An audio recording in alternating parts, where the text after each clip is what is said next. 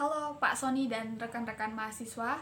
Pada kesempatan kali ini saya akan membahas topik yang berlandaskan pada salah satu video Pandji Pragiwaksono yang berjudul Kebenaran Melahirkan Dendam. Jadi dalam video tersebut, Pandji menceritakan pengalaman selama ia bersekolah. Jadi ada satu pengalaman di mana siswa-siswa di sekolahnya melakukan penyerangan terhadap sekelompok preman dikarenakan preman tersebut memalak salah seorang siswa pertukaran pelajar dari Jepang yang ada di sekolahnya ya. Jadi para siswa itu menyerang preman untuk membela siswa pertukaran pelajar yang dari Jepang ini tadi. Nah, pertama-tama saya akan membahas mengenai judul video Pandji, yaitu Kebenaran Melahirkan Dendam. Maksud dari judul itu bukan berarti kita harus menutupi kebenaran agar tidak melahirkan atau menimbulkan suatu dendam. Bukan seperti itu ya. Memang seperti yang kita ketahui bersama, dendam bukanlah hal yang baik secara moral. Dan dendam tidak seharusnya timbul atau lahir dalam kehidupan manusia. Akan tetapi dengan judul Kebenaran Melahirkan Dendam, Pandji bukan hendak mengatakan pada kita bahwa agar tidak timbul atau lahir suatu dendam yang tidak baik itu tadi, maka kita harus menutupi kebenaran. Bukan ya. Melainkan lebih tepatnya, Pandji hendak mengatakan bahwa kebenaran dapat menimbulkan dendam apabila kebenaran tersebut disalahgunakan. Nah, itu poin pentingnya. Kebenaran yang disalahgunakan. Nah, dari pengalaman Pandji ini tadi, kita dapat melihat bagaimana para siswa menyalahgunakan kebenaran. Para preman memang salah gitu ya, memalak. Dan karena para preman salah, berarti korban yang dipalak alias siswa Jepang ini tadi benar dong ya.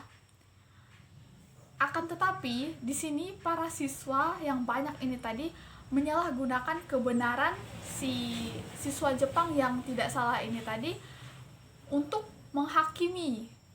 Dia menggunakan kebenaran sebagai alasan untuk menghakimi para preman, untuk menyerang para preman. Padahal kita semua tahu, kita tidak boleh menghakimi, kita tidak boleh asal menghakimi orang lain. Karena itulah tujuan dibentuknya pengadilan dan aparat keamanan ya, agar kita tidak asal menghakimi orang lain. Dalam hal ini saya sebenarnya kurang setuju dengan judul Kebenaran Melahirkan Dendam. Menurut saya mungkin lebih tepatnya kejahatan melahirkan dendam ya. Jadi apabila ada pelaku menyerang atau melakukan kejahatan terhadap korban, pasti akan timbul dendam pada si korban. Dan apabila korban membalas kejahatan pelaku ini tadi dengan kejahatan, akan timbul dendam lagi dari pelaku.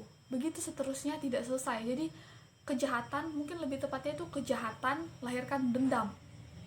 Ya. Untuk itu dalam kehidupan ini kita tidak boleh melakukan kejahatan. Selain agar tidak menimbulkan dendam, kejahatan juga tidak baik di mata Tuhan ya.